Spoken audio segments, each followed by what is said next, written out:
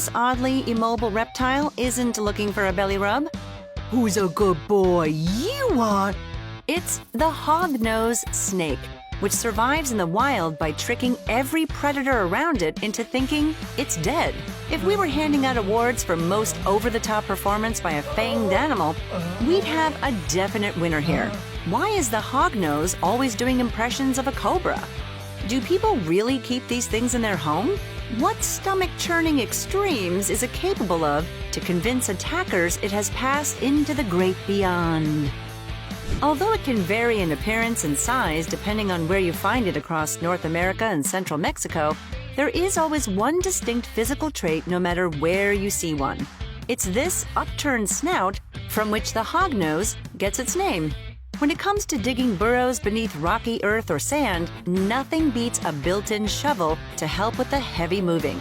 But it's the above-ground theatrics the 3 species of hognose snakes, some of which can grow over a meter in length, is famous for.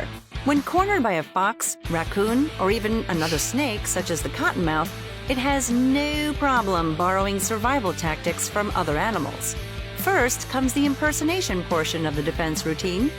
Like a cobra, it has a wide neck that can be flattened to create an ominous-looking fleshy hood. It will strike a fearsome pose, puffing itself out while hissing and faking a few aggressive moves. For a real cobra, this is a sign to its prey that they're in for some serious trouble.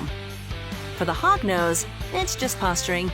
Despite being equipped with fangs and venom that can immobilize prey such as lizards, rodents, and toads, a hognose attack doesn't mean instantaneous doom for its victim.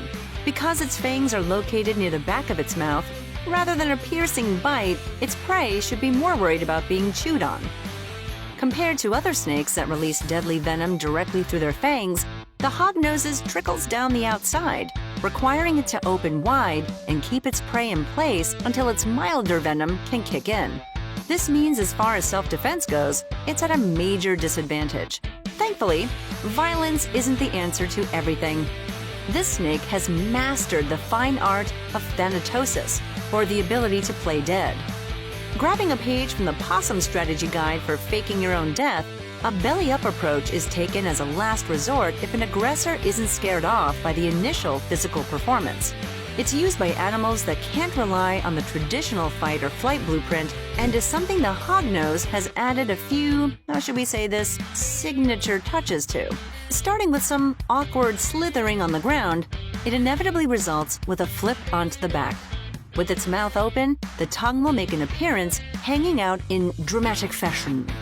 The hognose goes that extra step by vomiting on itself. If that weren't disturbing enough, it's not above throwing some of its own feces into the mix. To make matters worse for any would-be attacker, this feces is often laced with bufotoxin, which it's immune to thanks to the toads it eats being full of the stuff and a natural tolerance being built up. The vomit, the stench, the toxic poop. It's usually enough to send anything looking at the hognose as a meal on its way, and fast. Despite all this, hognose snakes are still kept as pets and can live up to 20 years in captivity, more than double its lifespan in the wild. Because the odds of them feeling threatened while living the terrarium life are low, odds are good their owner will never witness their snake's playing dead talents, which is quite disappointing. And hognose venom might be effective on animals, but it's almost harmless to humans, and rarely even injected if a bite does occur. It's the exact opposite for pythons, some of which are known for swallowing humans whole. Unfortunately, these snakes are still a threatened species in some areas due to habitat loss and the introduction of invasive species into their ecosystems. They're nature's greatest pretenders and aren't above smearing themselves in their own filth.